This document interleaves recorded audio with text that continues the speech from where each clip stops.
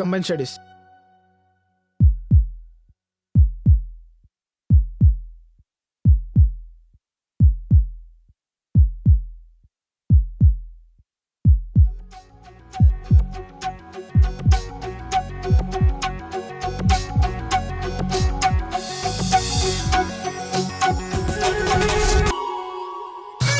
అమ్మా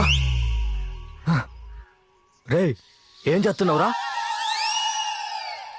బావా అక్క పేరున్న పొలం పాస్బుక్లు తహసీల్దార్ పంపిండు. పెద్ద మనుషులను తీసుకొని మరోసారి కొలిపియమంటావా? కొల్పిస్తేనే మంచిది బావా.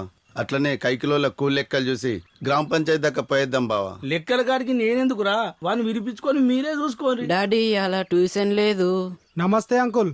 చెప్పు తమ్మి. నేను మీకు చెప్పేంతవన్నీ కాదు అంకుల్.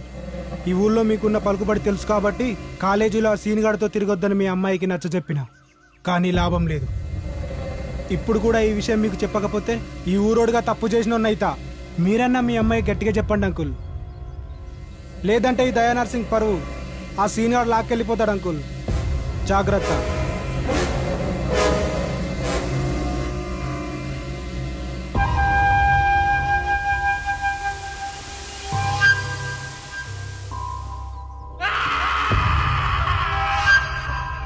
వాడేదో వాగాడని అట్లా చూస్తావేంటి బావా? మన అమ్మాయి ఎట్లాంటిదో మనకు తెలియదా? కాలేజీలో ఏరినాక ఎవరేమైతే మనకే మెరక. మనమే అమ్మాయి మీద ఒక కన్నెత్తే మంచిగుండేమో.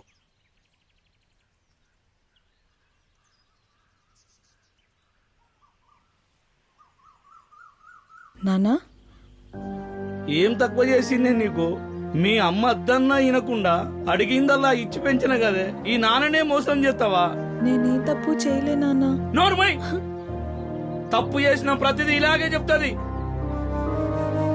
ఛీ, నీ ముఖం చూస్తేనే మంటలేస్తుందే. బాగా చదువుకుంటావని బాగుపడతావని నమ్మకంతో నేను కాలేజీకి తోలితే సీన్గాడు అన్నటువంటి ప్రేమ అనుకుంటూ తిరుగుతావా? నాన్న నేను నీ బిడ్డను నాన్న. ఆపో, బిడ్డవనే బుద్ధి చెప్తున్నా. ఇక నువ్వు కాలేజీకి పోయేది లేదు, చదువు లేదు. ఒక్కదానివి దర్వాజా దాటినా కాళ్ళు ఎర్రగొడతా. నడవు.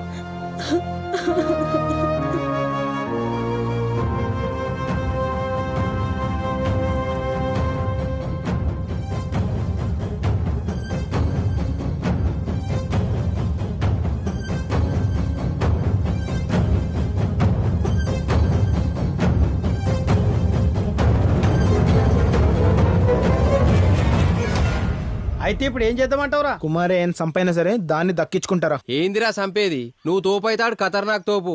ఆ దయా నరసింహానికి దయాదాక్షిణ్యాలు లేవు. అయితే ఆయనకు భయపడాలా?